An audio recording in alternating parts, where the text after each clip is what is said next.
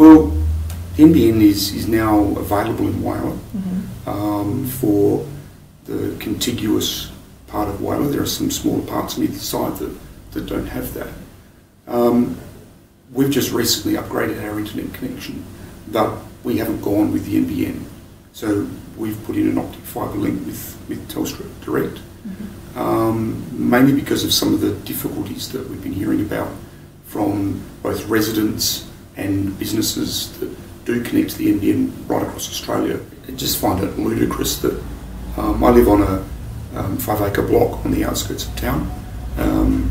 It's classed as urban farmland, and you know, we're only 2 kilometres down the road from where they've wired the rest of Whyalla.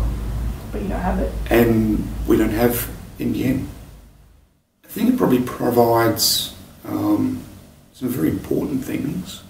And if you step away from services and apps, for example, and look at social media I think is very big in building communities.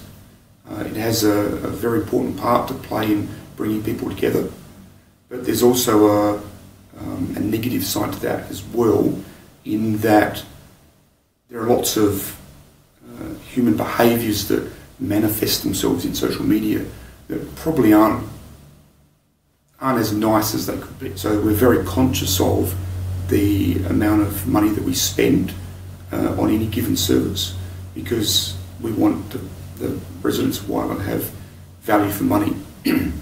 So staff put up with a little bit of slowness for in recent years, but we maintained that because the cost differential of going to an optic fibre service was so great. Since the NBN has been rolled out in Whyalla, we found that the prices of normal connections to Telstra came down dramatically, and that enabled us to actually take up that service, which gives our staff a much better internet connection, and obviously would provide better services to the public who are connecting in to pay their rates online, for example. Yes. Yeah. Since I moved here, it has helped now that it started working again.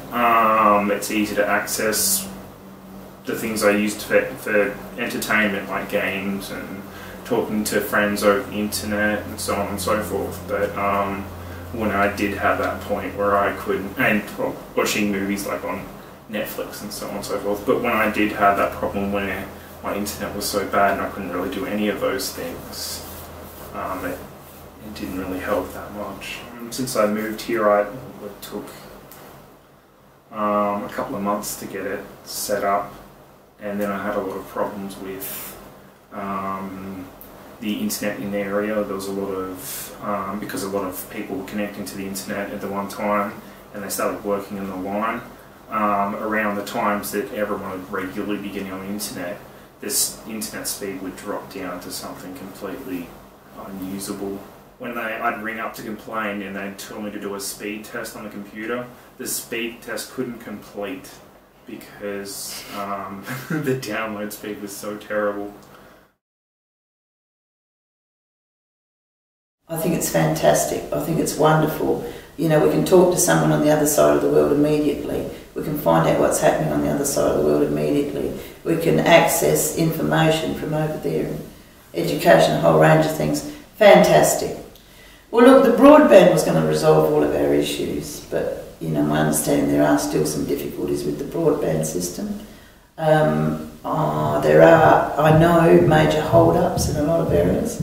People complain constantly about slow internet, and, you know, I think that's opened up a whole new health hazard, because nothing annoys you more than the internet when you're trying to get in and it takes so long. So people lose tempers and get quite angry about that. So certainly TAFE's always run courses so they can access that, but there are a number of NGOs around the place that run computer classes, basic computer classes also.